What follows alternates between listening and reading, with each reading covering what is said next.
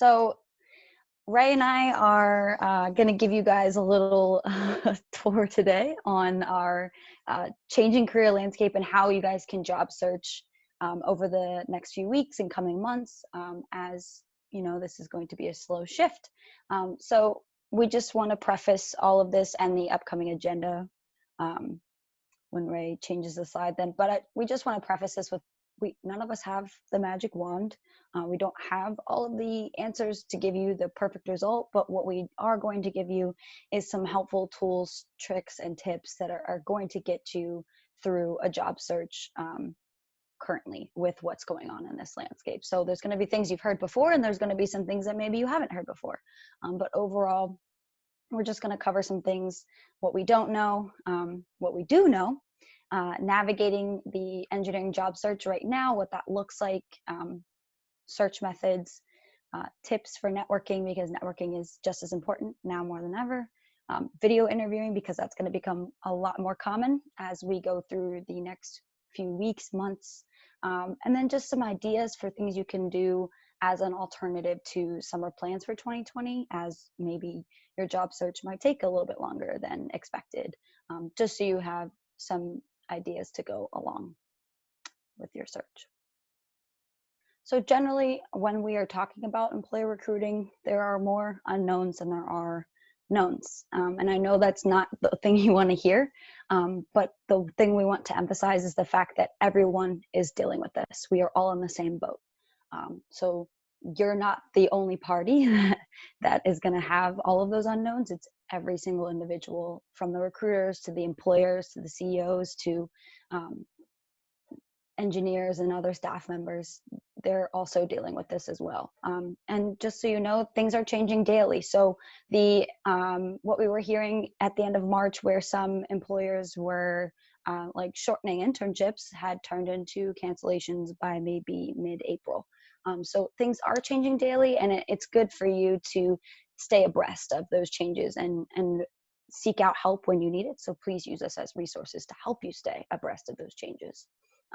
But we do hear some really positive things. So most employers are honoring their full-time offers. You might just be starting a little bit different. We are seeing that some of your start dates could get pushed back, or your onboarding is now all virtual, but we are hearing that most employers are honoring their full-time offers, which is really great. Some are freezing all hiring and considering rescinding offers, but that's usually the minority. Majority are honoring. And like I said, start dates could get pushed back if this continues into the summer as intensely as it is now. But overall, some good news coming out of full-time hiring in terms of honoring offers. So we wanted to give you some resources just to get you started, because as with technology, there's a ton of things that you can pull from that are crowdsourced resources. So you'll see 3 listed here. So GitHub, Candor Sheet, or no, 2 actually. There was a third, but I don't think it was as good as these 2 that are listed here. But overall, these are just crowdsourced resources, much like that Twitter account that was like, my internship has been canceled, yes or no. These are coming from people and based on their experiences. So we want you to keep that in mind, that that's a caveat. It might be incorrect. It might be very specific for one position or one department within an overall company. But we want you to take that information with a caveat. So, and what was new and present information maybe 2-3 weeks ago could now have changed. So just keep that in mind when you're looking at and using these crowdsourced resources. They're not a bad tool, and generally they can be helpful. So overall, we want you guys to be under the impression that it's okay to be flexible. Things this summer and in the coming months are going to look, and as you start your full-time careers, are going to look a little bit different than any other time that we've seen. It's reminiscent of the 2008-2009 job market. But generally, we want you to understand that flexibility and creativity are going to be your biggest assets when you go into this job search and when you're starting to enter the job market. The jobs you wanted that were your first choice, your dream jobs, you might not be able to get those right away. And that is okay. Generally, we want you to know that you can get to those things maybe later on down the line. Um, there's going to be ebbs and flows with hiring and where resources are going to be allocated. So understanding what your transferable skills are and how they can be relevant to the roles that are out there right now and the ones that you're applying to are really, really helpful, because that's where you're going to be able to find good matches with the current postings and your skills. Employers are still figuring all of this out, as I said. They're rolling with the punches, so to speak. And I think in engineering, there's a lot of forward movement in terms of problem solving and creating solutions, because that's the essence of what an engineer does. But, employers aren't always going to have all the answers and everything figured out. So your offers and the hiring processes might be drawn out a little bit longer. So that's where being patient really, really benefits you. It's okay to be patient and still be slightly assertive by demonstrating interest and keeping in contact with those recruiters or professional connections that you've made, because that is what's going to continue you standing out and staying top of mind through this recruiting process, because they are managing so much information as candidates are reaching out and they're processing all of those applicants and things. So it is still okay to demonstrate interest by following up and staying connected with the recruiters and professional connections you've made while searching. Okay.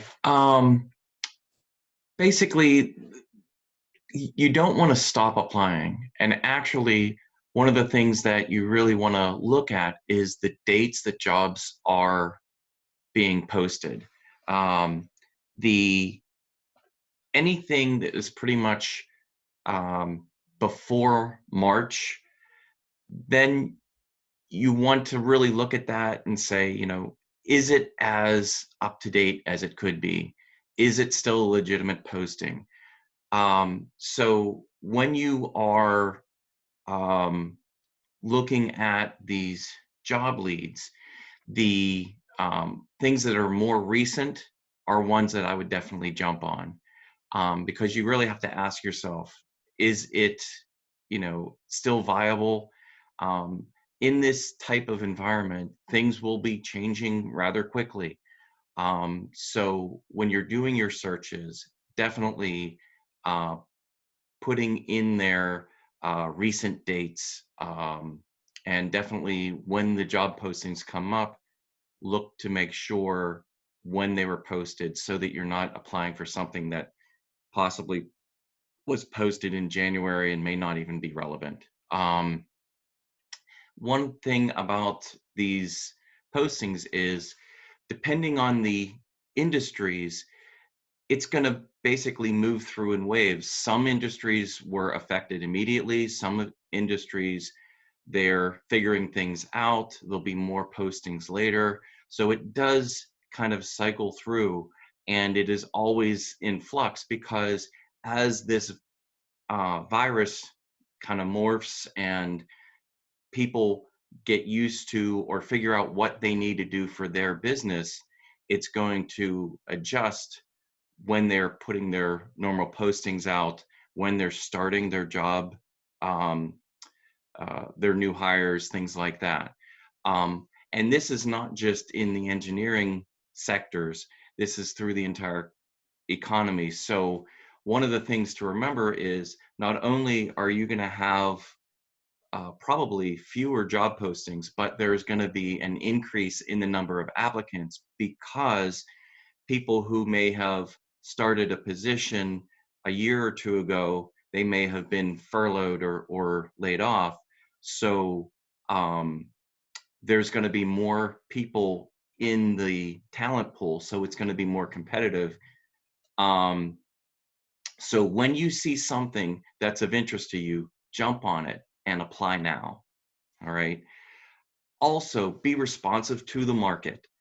Follow the news that's going on the television, in the papers, on the internet.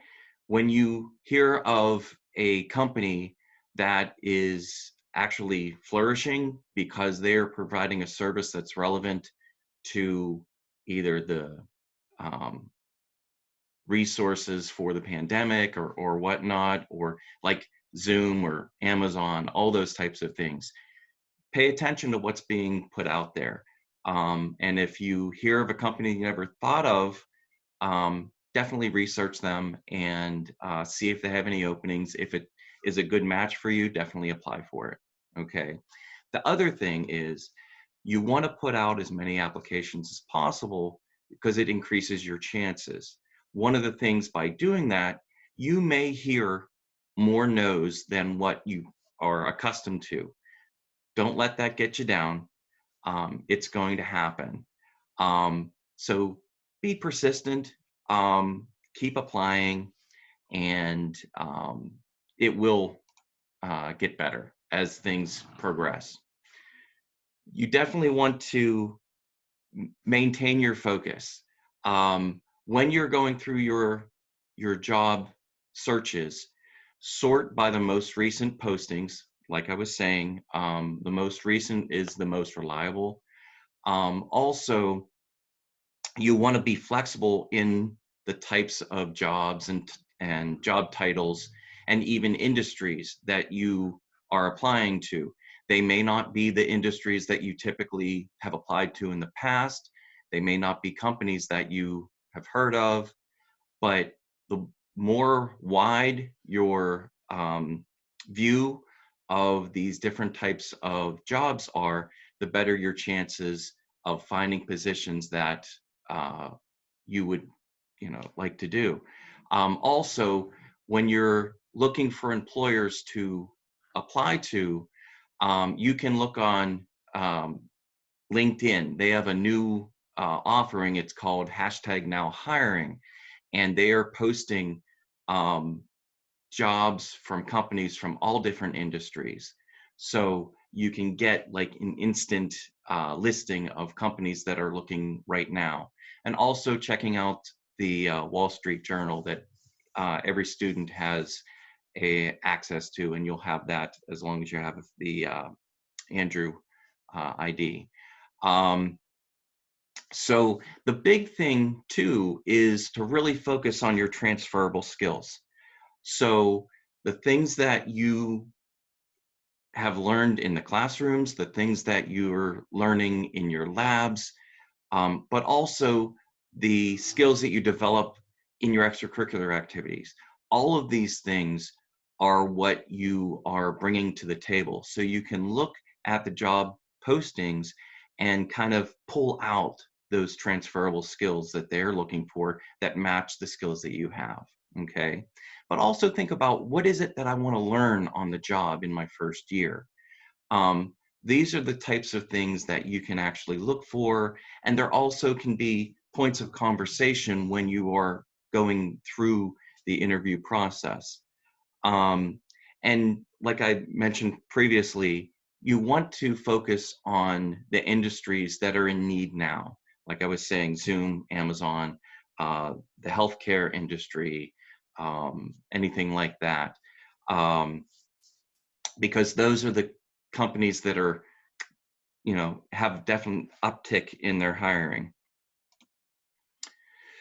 So another way to look for different job postings that are active now is project-based or freelance remote work. A lot of companies are transitioning their current employees to remote work, and also the new hires are starting remotely.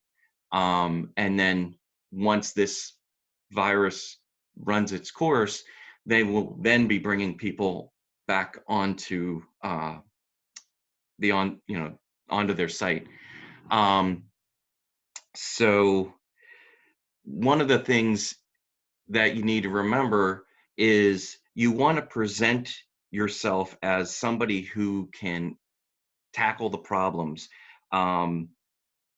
provide solutions to problems, rather than somebody who is strictly speaking seeking a job. Okay,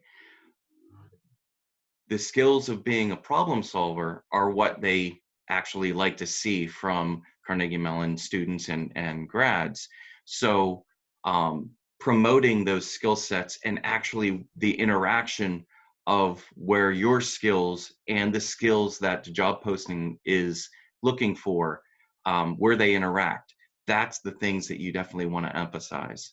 Also, when you're looking for other places to apply to, you want to reach out to your past employers through your internships, because those connections that you've made, they already know what a good employee that you are. So they would much rather hire somebody that they know. And the fact that you've had that experience, they know what to expect from you. So definitely a good way to kind of reconnect with people. And then the other thing too, and I'll touch upon this a little bit later when we get into networking, but another thing is making those connections will help you to possibly open doors to other opportunities at other companies as well, based on people that your previous supervisors may know. Okay, so another thing, we're going to attach it to the event in Handshake, but we have a handout of a list of different remote job resources that we've kind of vetted and put together. The majority of them all relate to engineering. Some of them are not as all-encompassing within engineering, but the majority of them are. So definitely it's a good resource for you to take a look at after this session, and really dive into to find new opportunities. So next thing is, when you're doing this search, okay, everything is going to be either via phone or online through Zoom, the Zoom platform. So it's a good thing if you have questions, if you want to practice mock interviews. That's why we're here. We are still meeting with students. So you can go into Handshake, set up a phone or a Zoom meeting, and then we can basically walk you through any questions or situations that you have, as well as go through an actual mock interview. Also, we have an additional resources within Handshake under the resources section that has like VMock. If you need to freshen up your resume, or check to make sure that it has the the keywords that the companies are looking for, you can utilize VMock to give it a good once over before you bring it to us to review. And we can definitely sit down with you along with a job posting and look at both and say, okay, these are the skills that they're looking for. Let's see if they're in your resume. So, because that's the big key. When you submit your resume to the application processes at the companies, the talent, oh, Amanda, what is that? What were you talking about? Did you say are you talking about talent acquisition systems? Like, That's it. I don't know why I couldn't think of that, but they actually program those with the keywords in the job postings.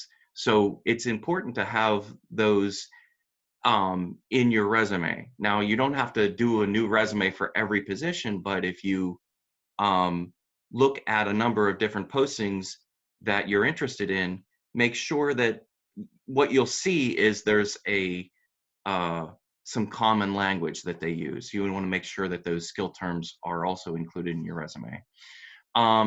And then in addition, we have a resource called Career Shift, where you can actually utilize that platform to find contacts that work at different companies, and it may allow you to email them directly if you have questions about the process and those types of things.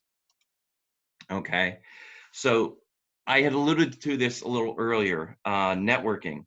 The biggest way to be successful in any search is by what we used to call getting your foot in the door.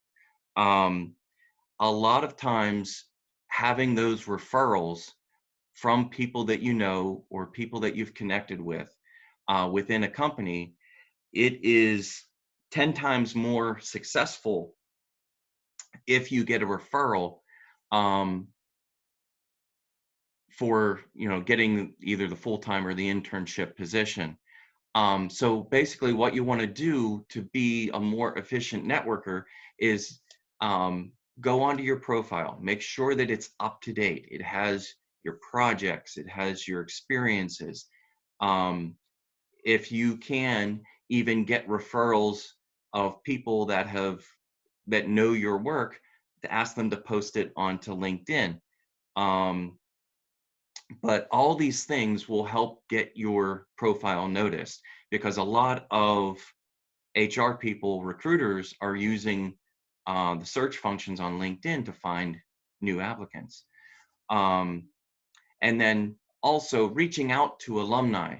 So, your seniors, you have a lot of friends who have graduated before you. Reach out to them, let them know that you're looking, and it gives you an opportunity to reconnect with them and just kind of catch up. But also, oftentimes they may be able to refer you within their own companies. And like I said, that's the most successful way of getting through the interview process and getting to an offer. And you also, like I said before, you also want to broaden your view, explore those different industries, and reach out through the CMU alumni page on LinkedIn and search to see what alumni contacts there are working at these companies that you might find. And it's not like you have to know everything about these people, but reach out to them, say, I'm really interested in what you're doing at X company. Will you connect with me? And then when they connect with you, then you send a follow-up and say, thank you for connecting with me. I'd like to set up a phone call or a Zoom meeting. And then that kind of works itself out. Okay. All right, so Ray mentioned some of the resources. So VMOC, for our virtual resume platform, it'll give you a resume review quickly. It scores your resume based on a benchmark. But some of the other tools you mentioned, like CareerShift and the LinkedIn alumni tool, I'm going to demo those for you starting now. I think, Ray, you want to stop sharing, and then I'll share my screen. Okay. So when we talk about the LinkedIn tool, we're talking about, okay, can you see LinkedIn or do you see Handshake? Whatever you're LinkedIn. seeing. Okay, good. So when you're on your LinkedIn homepage, when we were talking about, finding alumni profiles, it's actually really, really easy, and LinkedIn makes it easy for you. So on LinkedIn, you're going to log in. Up here in the search bar, you're going to search for Carnegie Mellon and pull up the school page. So just search Carnegie Mellon University, and it should be the school page. You're going to see this on the left-hand side over here. You're going to click on alumni. And this brings up some sort of aggregating tool. So it has currently 96,000 plus alumni profiles that you can search through. They do have some preset filters here, or some way for you to kind of comb through the profiles. So where they live, where these alumni are working, what they're doing, what they studied, what their skills are, and how you are connected with them. You can use those, definitely helpful, but you can also use the search bar here. So if I wanted to search civil engineering, it'll pull up 5,400 profiles. You scroll down, and then those individuals are listed below. Keep in mind that was a super basic search. You can then go further through this search and pick certain areas, certain companies, things like that. It is going to pull students from CMU because it's pulling everyone that has Carnegie Mellon University as their education. However, there's going to be plenty of alumni listed here as well. So you're seeing their profiles, you're getting their brief intro here, how you're connected to them. But when you're connecting with them, there's obviously, you click connect. You want to add a note, this little button here. this is going to personalize your invitation. So like Ray mentioned, when you're reaching out, you're kind of creating or curating a conversation with these alumni. However, it's I use the analogy. So if you have a private social media profile and someone random requests you and requests to be your friend, and you're like, I have no idea who this person is. I'm really not that inclined to accept them. Adding a personalized note to this LinkedIn invitation is going to cue them in as to why you are trying to connect with them.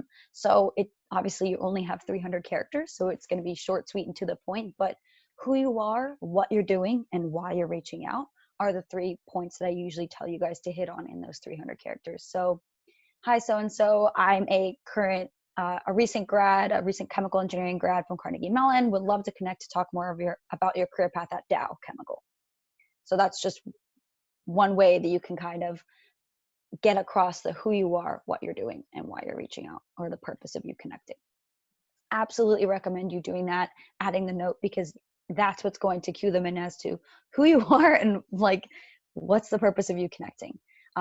So once they do accept you, you can always follow up with an actual message, like a LinkedIn message, and like obviously touch on the fact, thanks so much for accepting my connection request. I greatly appreciate that. As I mentioned, or as a refresher, I'm a recent graduate or a soon-to-be graduate of Carnegie Mellon from the chemical engineering department. I'm really interested in petrochemicals, and in particular, I saw you worked at Dow. Something else in specific. Use their profile to your advantage. It's okay to view their profile and pepper that into your conversation. It's not weird. It's not creepy. I know that's weird on a social aspect outside of networking, but generally that's you look like you've done your work and you look like you're prepared to have a conversation. So your networking should be purposeful and should have a direction where you want to go. So keep that in mind before you just randomly connect with someone and say, hey, I want to network. Like, it takes a little bit more than that, and be sure to maintain some professionalism as well. But yeah, this tool is great. You can search with any keyword here. You can pick certain start dates, end dates. You can be really specific. Use the preset filters that they have already. But this is just one way that LinkedIn can be to your advantage when networking, especially since we're all virtual. All right, so the second thing on Ray's slide was Handshake and how to access Career Shift. So can everyone see Handshake on the screen, or is it still showing LinkedIn? No, you're on Handshake. Okay, cool. So when you log into your Handshake profile, you're on your home page here. In the upper right-hand corner, you're going to click on Career Center. And this is going to take you to this our CMU Career Center page, and then you'll click on Resources. So Ray mentioned Career Shift briefly, but overall it is a really, really great job search engine and another great way for you to connect with people because it provides contact information. It is an aggregator, so it's pulling from the entire internet, not just from one specific site. Like, LinkedIn is pulling jobs just from LinkedIn. The aggregator pulls from career sites. It's usually a really all-encompassing search, and I think probably one of the better search engines that are out there, and it makes your search 10 times easier. So you'll scroll down, you'll find Career Shift listed here. To make an account, you just need to enter your email. You'll make your own password and the group code that is listed here. Once you have an account, you'll log in.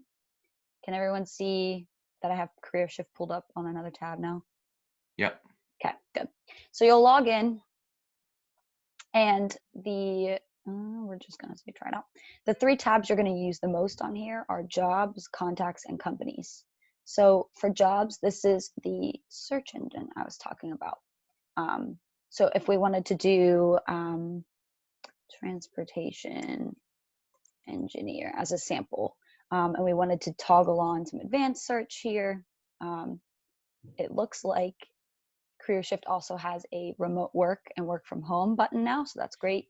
This, if you check the box, it will search solely for those types of opportunities.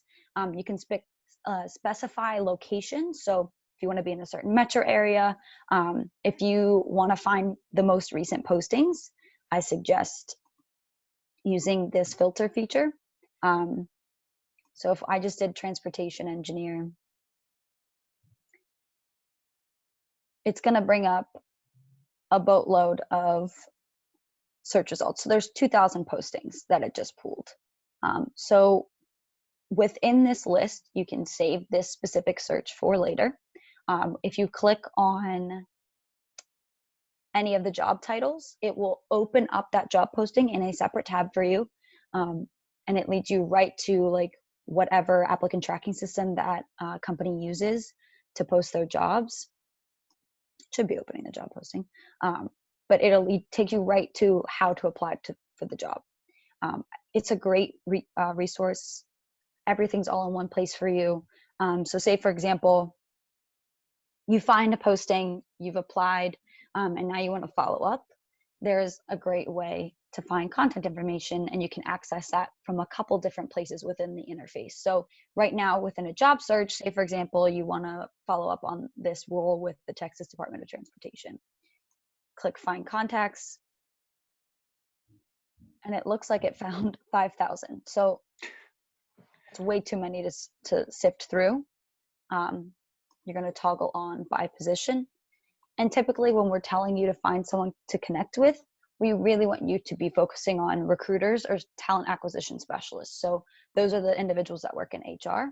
Those are the individuals that their job is to pull in talent and bring them in for interviews, get that process going. However, if you're using LinkedIn and you want to find someone that's more like an engineer of some sort and you want to get professionally connect with them, you can. But generally, if you're following up on an application, we suggest a recruiter or someone in talent acquisition. So if I just click recruiter, press search, it'll refine the results. And now there's 4 instead of 4,000 or 5,000. It will most of the time give you an email address and a phone number. If you're comfortable cold calling, go for it. If not, highly suggest an email. Sometimes it will only give you one or the other. So just keep in mind that the system has limitations, like it's pulling from public data that's available on the internet. So whatever's out there, it's going to capture and put through on the site. The other way that you can find contacts is just by using the search up here. So if I refresh and just do a regular search, I usually tell students to go for the company names. So let's try a Civi company. I can't click that because that's annoying. Okay. So if we tried AECOM, again, it found 5,000 contacts. So you want to dwindle that down. And when you're reaching out to these recruiters and talent acquisition specialists, you want to find someone that works in the region within that you're applying for. So if you're applying for a role in Texas, I do not recommend that you reach out to a recruiter that works in New Jersey or is based in New Jersey. Most often they're regionally based, so you're going to want to find someone in Texas or within the Southwest region. And it usually gives you that location here. But yeah, now it limited from 5,000 to 121. So a little bit more manageable for you to go through. Does anyone have any questions so far about these two, LinkedIn and then using CareerShift? You can put your question in the chat. Lisa's monitoring it so she can interject when we need. But overall, those are the two that you're going to see that we recommend the most to use. The alumni community is also listed there. It's a link to, like on the PowerPoint slide. Ray, if you want to reshare the slides, you can start. That alumni community that was launched this year, that links right to how to log in. There's also some specifics within the online community. So some departments have pages or alumni that are accessible through that, but because that's such a new feature, you might not get the depth of alumni that are like available on LinkedIn or in those types of other larger, widely used platforms because of it being so new. But yeah, so other than that, does anyone have any questions about the LinkedIn or CareerShift before we move on to the next slide?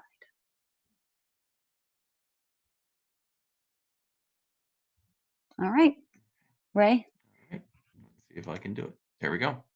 Okay, so like I mentioned, so you're finding those recruiters and those talent acquisition specialists, and you're following up on your application. So this is also a sample communication for networking too. You can use bits and pieces of this to also, if it is an alum that's working at a certain company that's in a recruiter role or not, this works as well. But yeah, generally you're going to, like I said, identify who you are, what you're doing, and why you're reaching out. So within the first few sentences, we understand that this person is a sophomore, they're a chemie major, and they have an additional major in BME.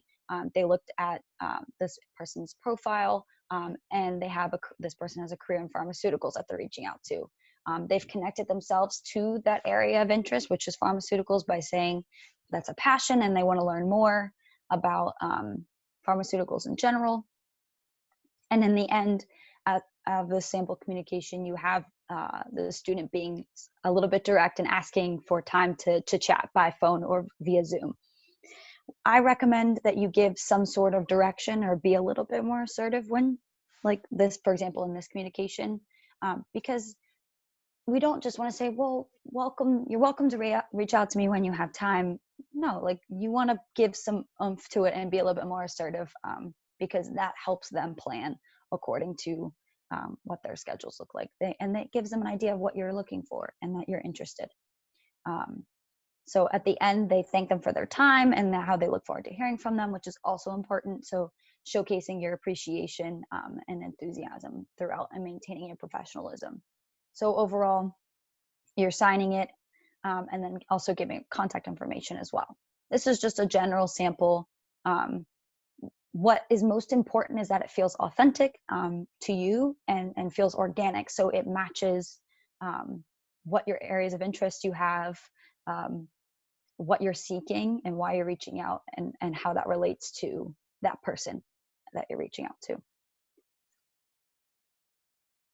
So another topic that you might be seeing come up a little bit for you to do in the meantime as you're searching and reaching out and networking is informational interviewing. So generally, this is just a way for you to absorb knowledge and build rapport with that networking connection. Because when you're outreaching and networking with professionals, it's not about asking them for favors right off the bat. It's about building a relationship, building rapport, and then seeing where that organically takes you. And most often, there's something that ends up coming out of that conversation. So with informational interviewing, you have to make sure that you're prepared in advance after that person reaches out to you and says, oh yeah, definitely, I'd love to connect. What do you do now? What do I even say? So you want to make sure that you're asking thoughtful questions that give you a chance to gather more knowledge about, maybe it's a certain company or an industry, or what like a typical workday looks like for them as that type of engineer. And things that they can also give you advice on as well. So the 3 sections we have here are trait-based, job function-based, and advice-based. So that's usually some good parameters to keep around when you're preparing for an informational interview.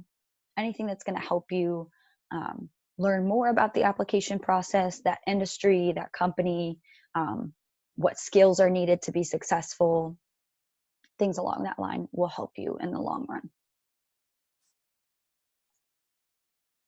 So we've talked a lot about networking, and it's not just one time that you reach out and you're asking people to connect. It's a maintenance thing. So you're doing this over an extended period of time. You're touching back in with them and saying like, hey, how's it going? We want to make sure that you're maintaining that professionalism. So sending that thank you note, being appreciative and enthusiastic, and thanking them for their time is really, really important and goes a really long way. A LinkedIn connection, like I mentioned, those can be kept on LinkedIn because it's not like they go away after a while. That's one of the great things about that interface, is that it allows you to connect with someone, and then it strategically unlocks connections of that person you just connected with. So now you have more at your fingertips that you could potentially connect with. It might be good to check in periodically, especially if your job search is extended over a few months, or you're not hearing back anything from certain leads. And maybe it's good to just kind of touch base and say, hey, this is what I've been up to. This is what I have accomplished in the time being. I'm really looking to get into these things. Um, I just wanted to keep you up to date. And that's usually a good segue into what you're actually seeking. And in general, we usually want you guys to use this rule of thumb. So help, share, give in any way, shape, or form that you can. Most often, we don't want this to be like a transactional thing where you're just asking for favors from someone, but be of service to them, be of use to them. Like, how can you be helpful as well? So, um, part of this process, since everything is online, is you're going to be doing a lot of your interviewing via Zoom or Skype or other platforms. One of the trickiest parts about a video interview is that it's a flat screen.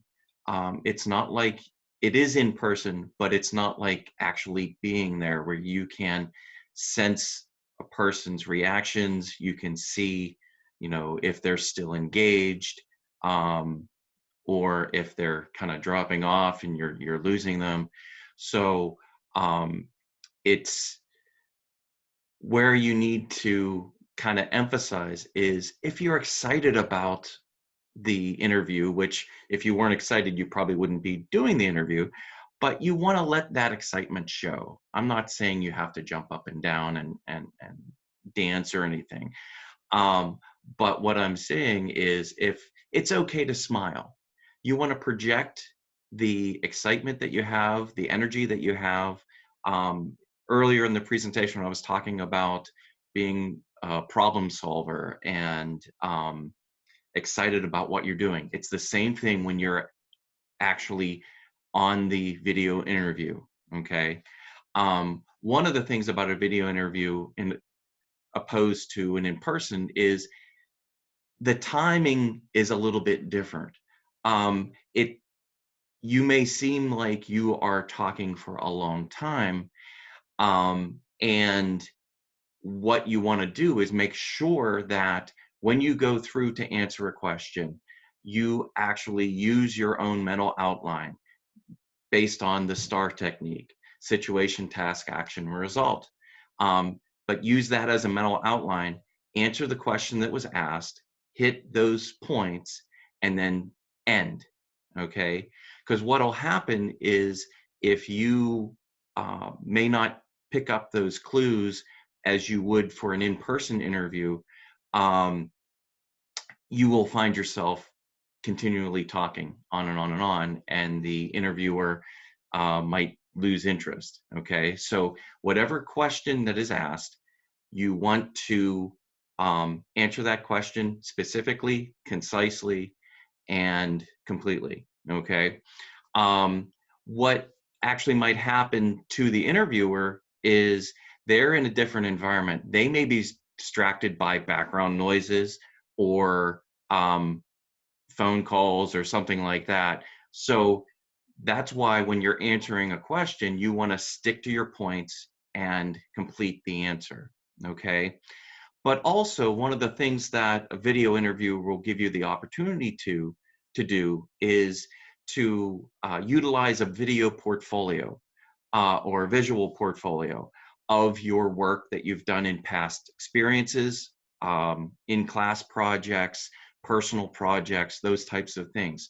So we definitely encourage you to take pictures of those and have them in a format either on your personal website or another like a GitHub or something like that that you can refer to during the interview, and then share the link, and then they can also look at the images and you can actually walk them through the process for doing this or that. Okay, and it actually shows and gives you the opportunity to walk through how you solved the problem, what the issues were, how you were challenged, and how you succeeded.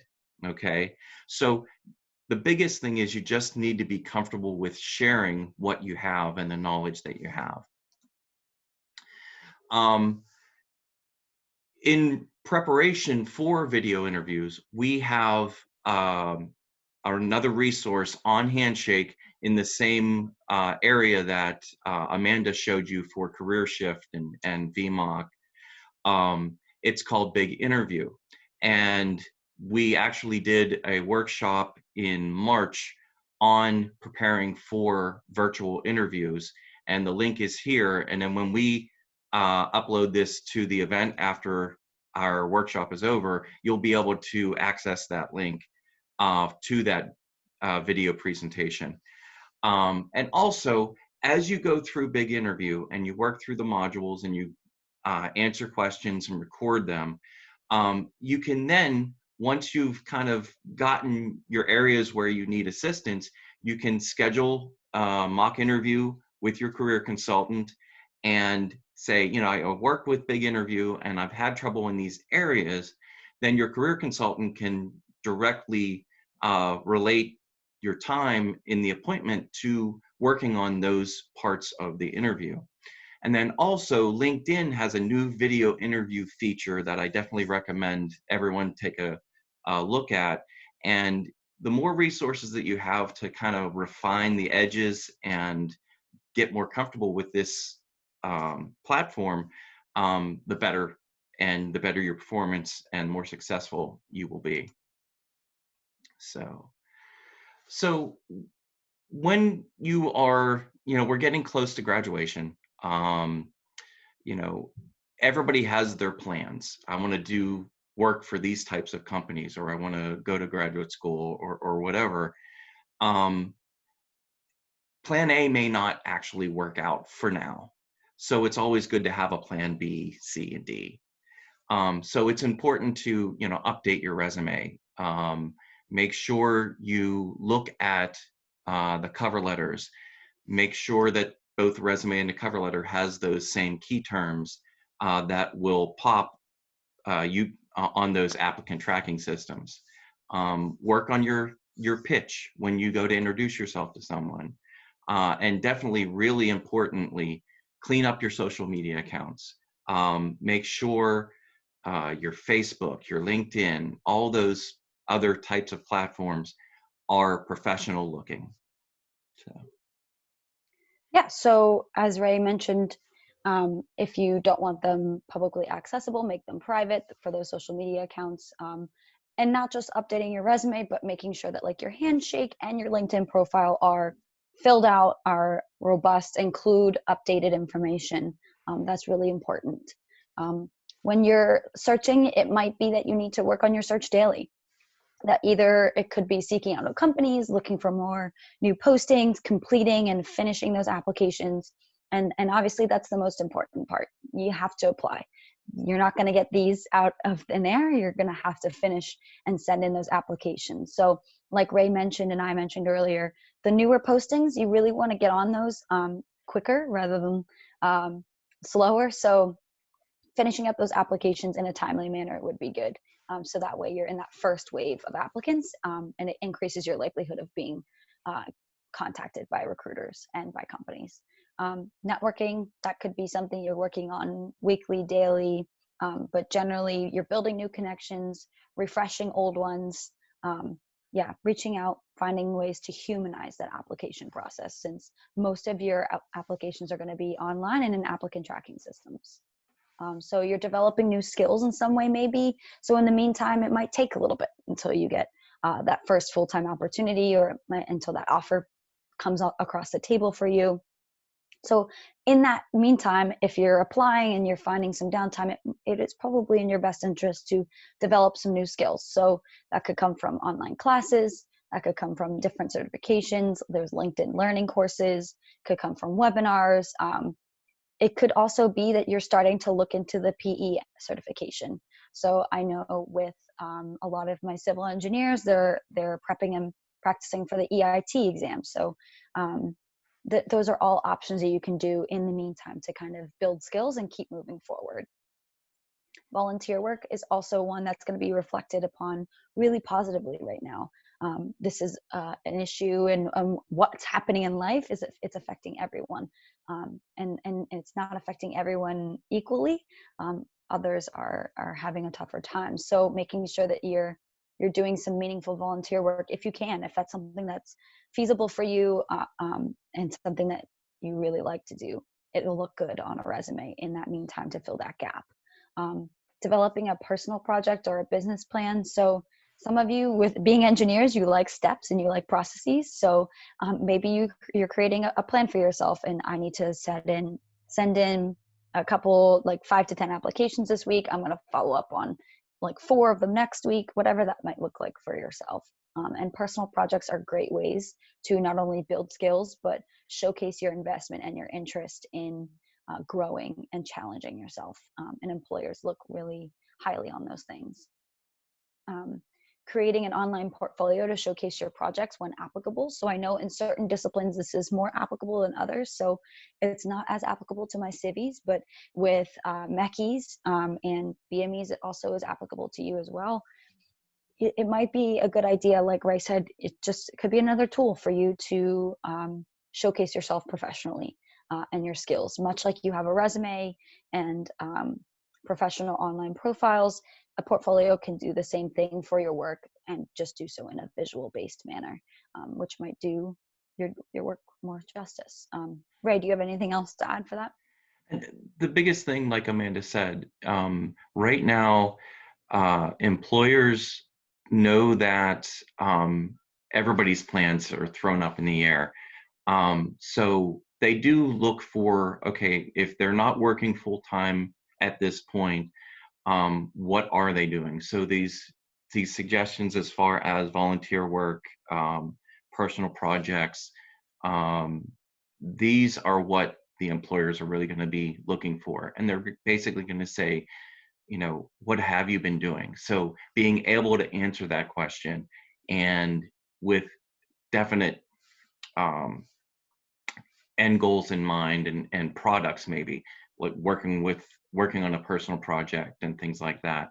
And then even with these online portfolios, it may not suit all industries, but even with civies, if you created a project or a bridge or something like that, just snap an image of it, and it's a talking point. So it's definitely going to help. And it's going to show, hey, this is what I've been working on. It's more tangible. So the biggest thing is, don't give up, be persistent. And if you're feeling down, if you get frustrated, that's why we're here. Come and see us, set up an appointment. We'll meet with you, talk to you through things. And, it is a tough time, especially now, but that's why we're here.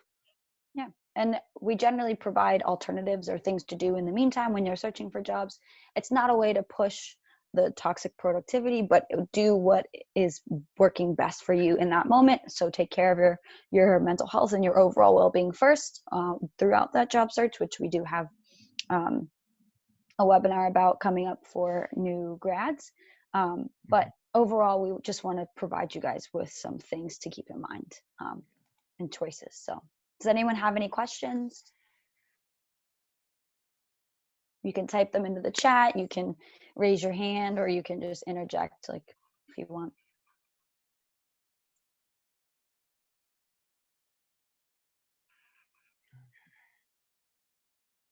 What do we got?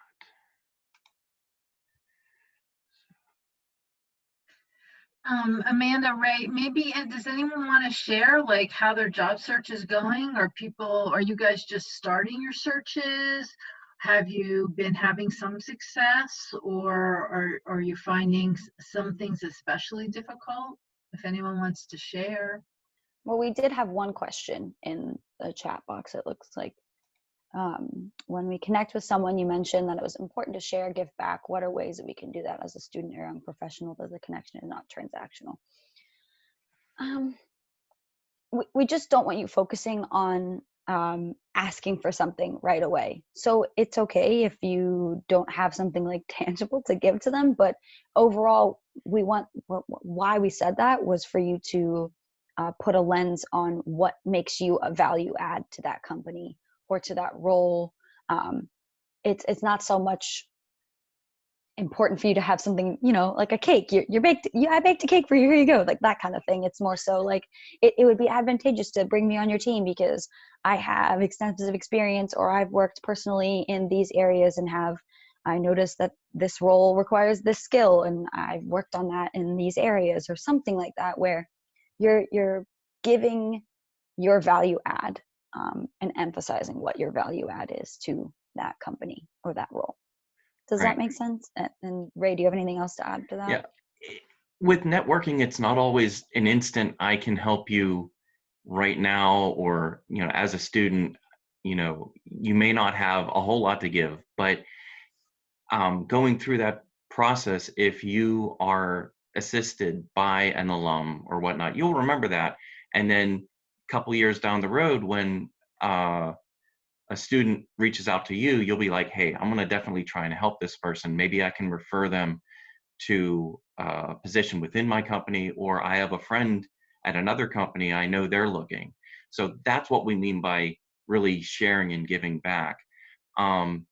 And I mean, I've had, you know, students, even graduating senior this year, and he had an internship experience with a company, but decided to go with another company. But he had such a good time and enjoyed his experience. He went to the job fair and started pulling people into the booth with that company and recommending these students to the recruiters that he knew well. So, I mean, that's just one person, but that's kind of the idea. At some point, you're going to be able to give back, and that's what networking is all about. Yep.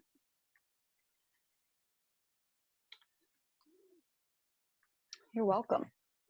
Does anybody have anything else? We only have about a minute left, but like we mentioned, you're more than welcome to schedule a virtual appointment with us on Handshake. Send us an email. Our emails, we probably bombarded you with something at some point, so you probably have it in your inbox already. If not, feel free to look on the CMU career webpage. All of our emails are listed there. But yeah, does anybody have anything else?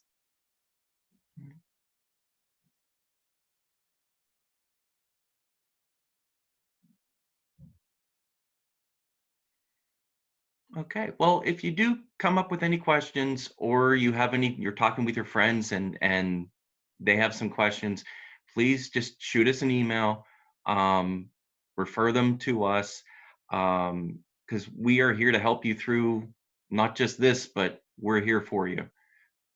So thank you for your time. Yeah, thanks guys. We appreciate it.